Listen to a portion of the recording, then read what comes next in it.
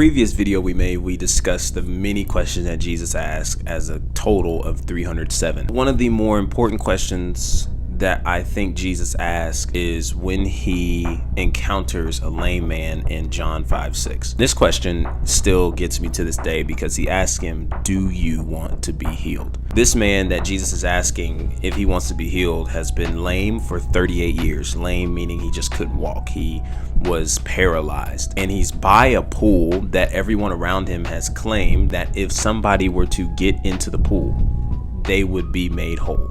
And no one could ever get him there. Everybody else is running and rushing to the pool, but he's just the one that just could never get it, no matter how close he would try to come to it. This is not something that questions the capabilities of Jesus of whether or not he can heal this individual or not, nor does it question the healing and what it could do. But this is pertaining all to the individual that's in the position he's in and has been in for 38 years. Does he want to be healed? When we think of addictions and we think of issues and problems that we have faced at one point or another, right? Whether the addiction is pornography, been there. Maybe it's drugs, maybe it's alcohol, addiction to sports gaming. But what's so interesting is that it's the very question that Jesus asked this individual that ultimately, if you're addicted to anything in this life, you have to be able to be willing to face to actually see any kind of healing over that. Everybody else could want healing for you,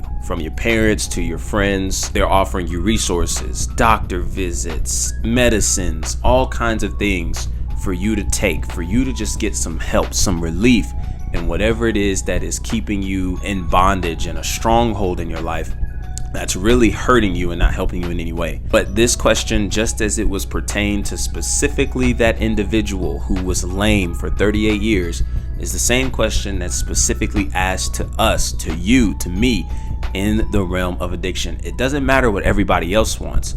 Do you want to be healed? And the truth is that you won't receive healing over what it is you're struggling in until you make the decision that you yourself want to be healed. It's kind of like that metaphor, right? You can lead a horse to water, but you can't make them drink. It's the same situation here. No matter how many accountability partners you have, no matter how many resources you have around you, no matter how many people are checking in on you and seeing about you, and that's good stuff to have, don't get me wrong. But at the end of the day, if you don't make the decision to say, I want to be healed, and I'm tired of being tired of feeling like this and feeling this bad and going through all of this, you just simply won't get the help that others think you need, but for some reason at that stage you don't. In this same writing, he takes his mind to what other people didn't do for him when Jesus asked, what does he want for himself? And I definitely know that that's the same mindset when it comes to any addiction or stronghold that's over your life. And the greatest message in this entire writing that is left for us in John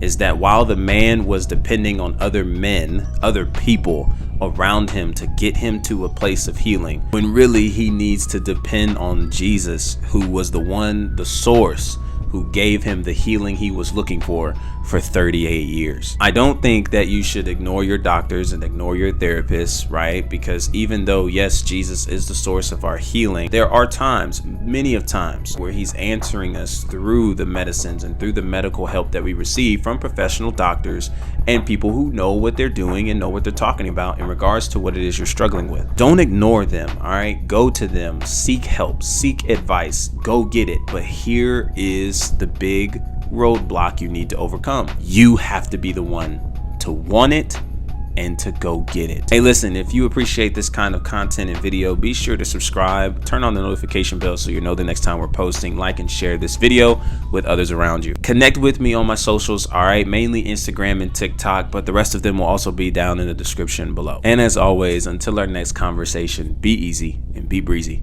Peace.